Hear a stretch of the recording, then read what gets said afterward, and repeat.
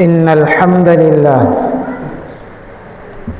نحمده ونستعينه ونستغفره ونؤمن به ونتوكل عليه ونعوذ بالله من شرور أنفسنا وسيئات أعمالنا من يهد الله فلا مضل له ومن يضلله فلا هادي له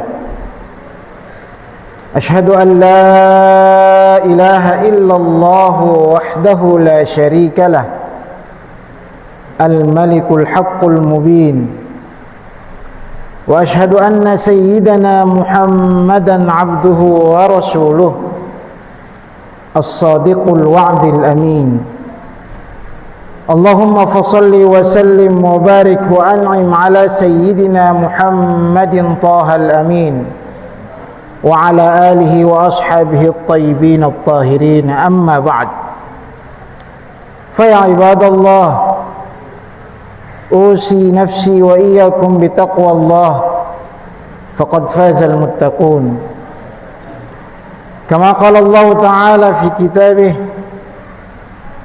أعوذ بالله السميع العليم من الشيطان الرجيم يا أيها الذين آمنوا اتقوا الله حق تقاته ولا تموتن إلا وأنتم مسلمون صدق الله العظيم وصدق رسوله النبي الحبيب الكريم ونحن على ذلك من الشاهدين والشاكرين والحمد لله رب العالمين Ma'asyiral muslimin, a'azzani Allah wa iyyakum.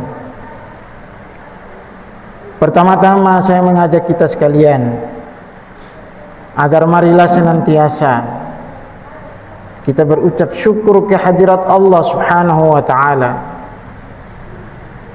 Karena di setiap saat tak henti-hentinya Allah curahkan rahmat dan karunia-Nya diberikan kepada kita. Hingga sampai pada detik ini kita dihimpun kembali oleh Allah Subhanahu wa taala dalam keadaan sehat walafiat di kesempatan yang penuh dengan keberkahan ini, di tempat yang penuh dengan keberkahan ini, guna melaksanakan kewajiban kita selaku hambanya, yakni melaksanakan salat Jumat secara berjamaah. Mudah-mudahan ikhtiar yang dilandasi dengan niat ikhlas karena Allah Subhanahu wa taala, amal kita hari ini tercatat di sisi Allah sebagai amal soleh. Salawat serta salam marilah senantiasa kita bacakan ke atas baginda Nabi besar Muhammad sallallahu alaihi wasallam, kepada keluarganya, para sahabatnya, kita semua selaku pengikut setianya. Mudah-mudahan semua yang hadir di masjid ini dan keluarga kita yang ada di rumah suatu saat kelak nanti mendapatkan syafaatnya Rasulullah sallallahu alaihi wasallam. Ma'asyiral muslimin rahimani wa rahimakumullah. Sudah menjadi rukun khutbah, khatib senantiasa berwasiat mengingatkan terutama kepada pribadi khatib dan juga kepada hadirin sekalian agar marilah kita berusaha semaksimal mungkin untuk meningkatkan kadar kualitas ketakwaan kita kepada Allah Subhanahu wa taala.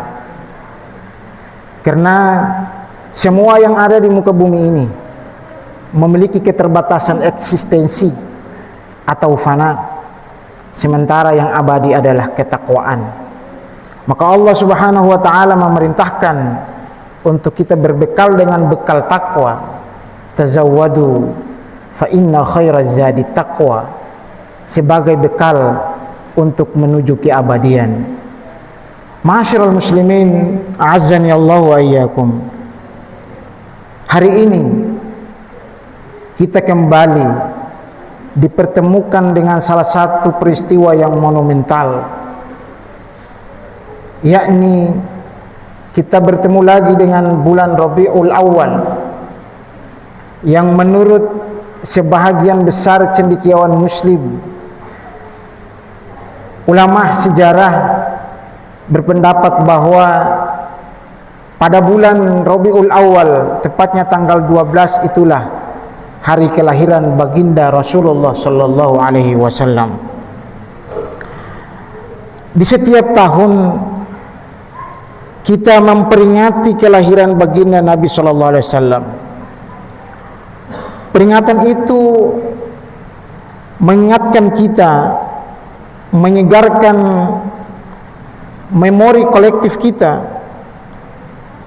bahwa kehadiran Nabi besar Muhammad sallallahu alaihi wasallam adalah sebuah rencana besar. Kehadiran beliau adalah merupakan sebuah rencana yang agung untuk sebuah transformasi atau perubahan. Perubahan tentu bukan perubahan kecil, tetapi perubahan besar, yakni minaz zulumati ilan nur.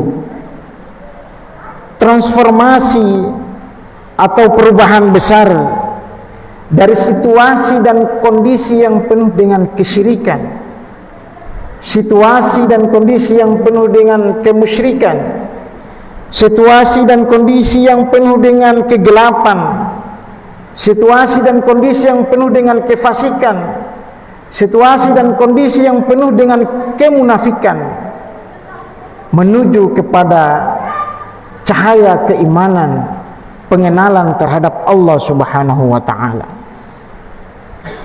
Maka menuju transformasi, keberhasilan transformasi atau perubahan itu, maka ada hal yang dilakukan oleh Nabi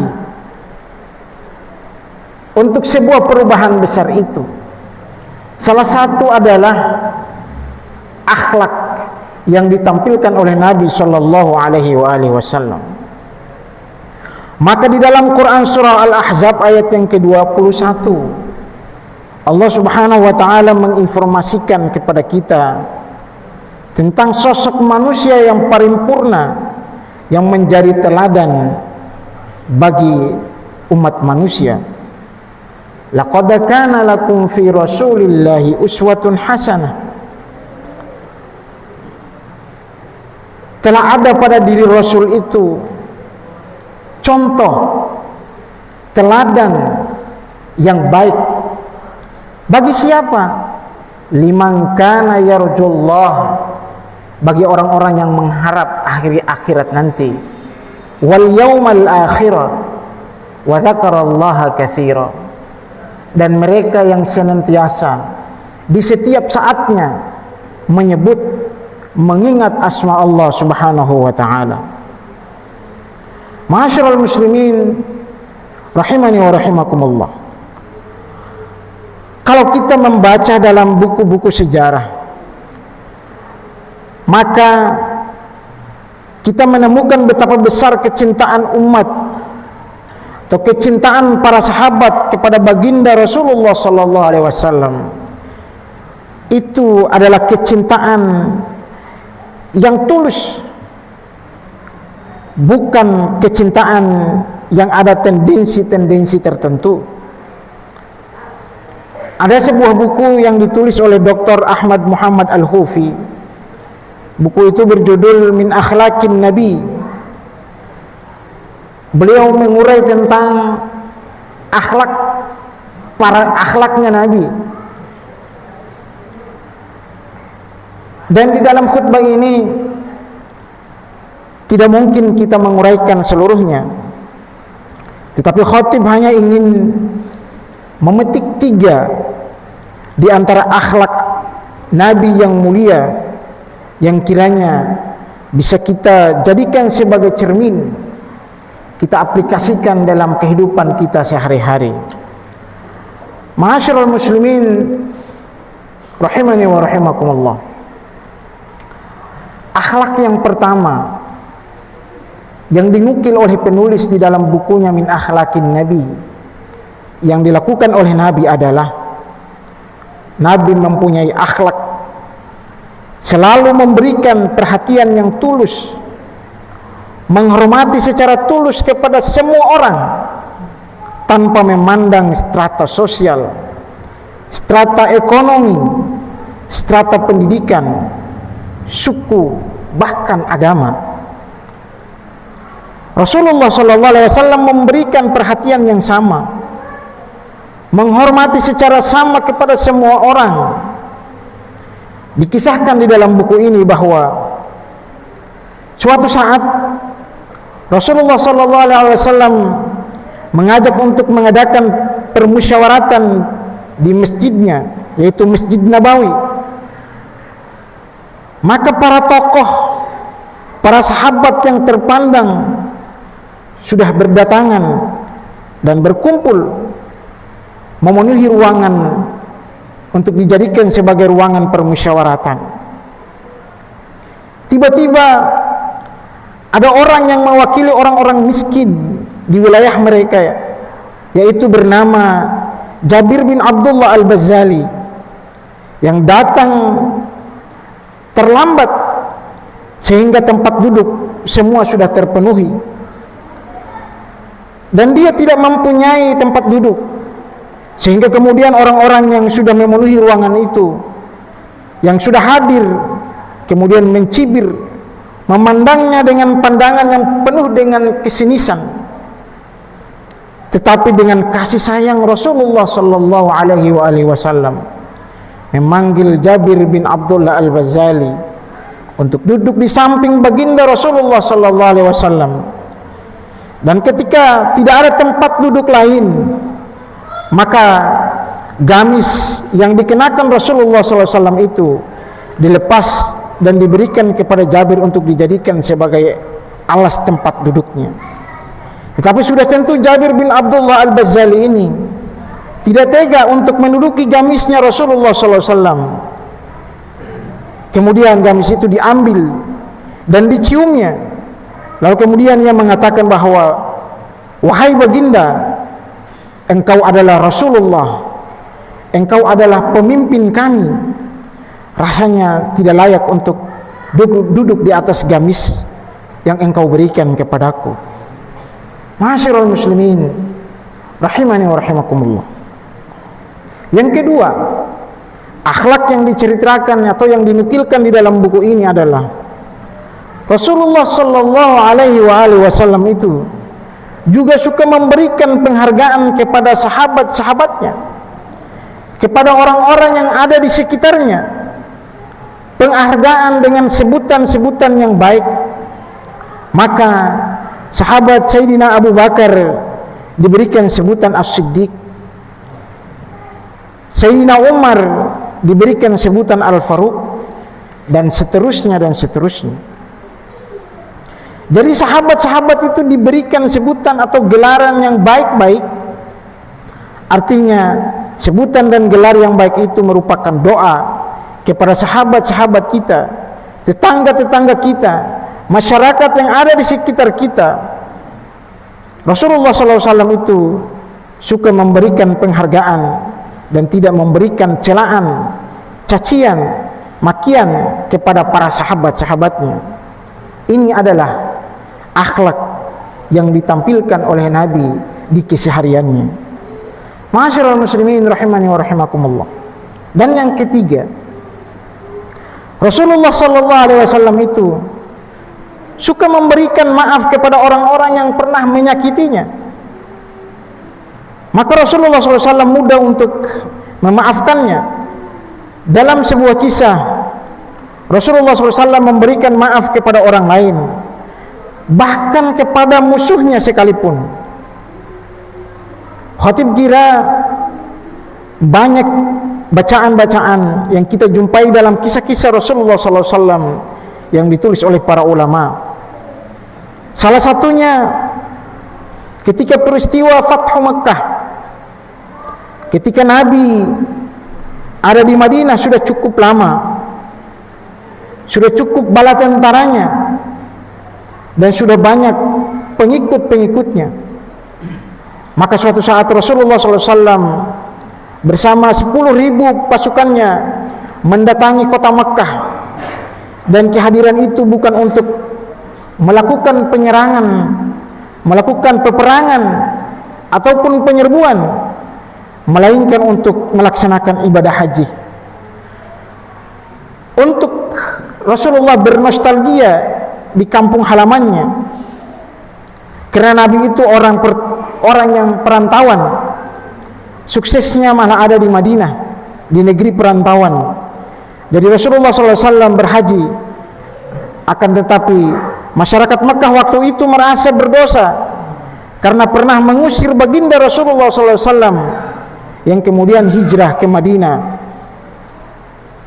Masyarakat itu kemudian ketakutan dan bersembunyi di rumahnya masing-masing.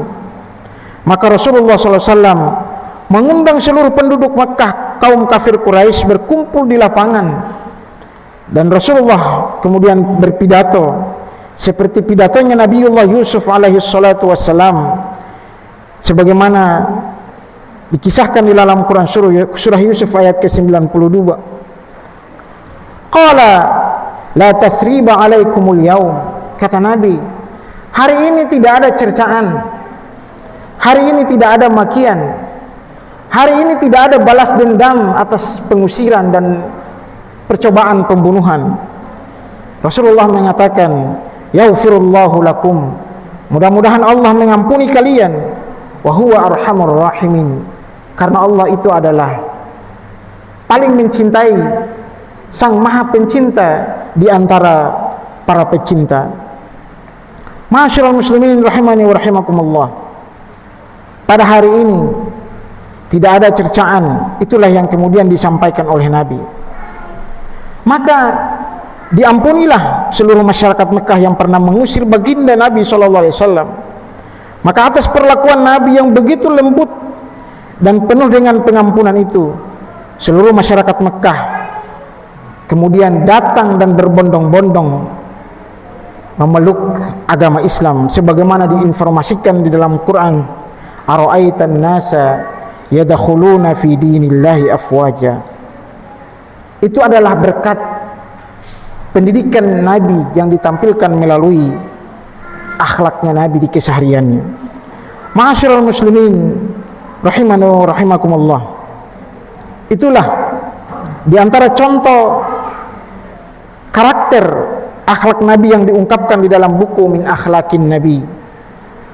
Kalaulah kita mengkaji Al-Quran, di antara kandungannya itu banyak sekali yang mengajarkan tentang moralitas, bagaimana kita hidup bermasyarakat yang plural, bagaimana nilai-nilai kemanusiaan, nilai-nilai sosial itu dijunjung tinggi, bagaimana kita menghormati dan bekerja sama antar warga sesama anak bangsa.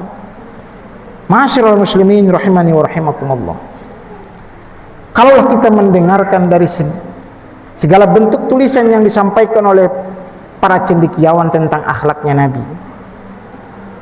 sebelum mengakhiri khutbah ini, pertanyaannya adalah,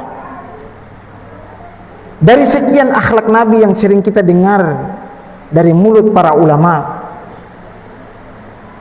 sudah berapa banyak yang kita mencontoh? Sudah sampai di mana level kita untuk meniru akhlak Nabi sallallahu alaihi wasallam? Bagaimana kita mau mendekati sementara di lingkungan kita, keluarga kita masih ada ikhtilat, pesta joget, masih ada orang-orang mabuk, masih ada orang-orang yang suka menzolimi orang lain. Lalu bagaimana kita mau mengikuti baginda sallallahu alaihi wasallam? Ma'asyiral muslimin rahimani wa rahimakumullah, saya ingin menutupi khutbah ini dengan salah satu hadisnya Nabi, akmalul mu'minina imanan ahsanuhum khuluqan. Kesempurnaan keimanan seseorang mukmin itu terlihat ketika ia menampilkan akhlak terbaiknya di dalam pergaulan masyarakat sehari-hari. Barakallahu li wa lakum fil Qur'anil azim, wa nafa'ani wa iyyakum bima fihi minal ayati wadh-dhikril hakim. Taqabbalallahu minni wa minkum tilawatahu, innahu huwal ghafurur rahim. Astagfirullah.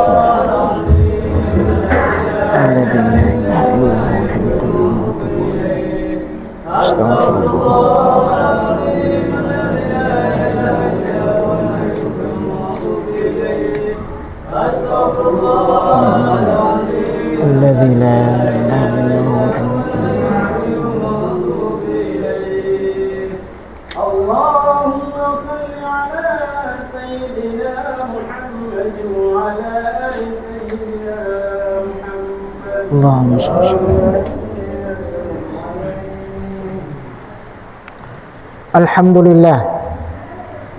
الحمد لله على إحسانه وشكر له على توفيقه وامتنانه. أشهد أن لا إله إلا الله وحده لا شريك له، وأشهد أن سيدنا محمدا عبده ورسوله الداعي إلى رضوانه. اللهم صل على سيدنا محمد وعلى آله وصحبه وسلم تسليما كثيرا. أما بعد، فيا أيها الناس اتقوا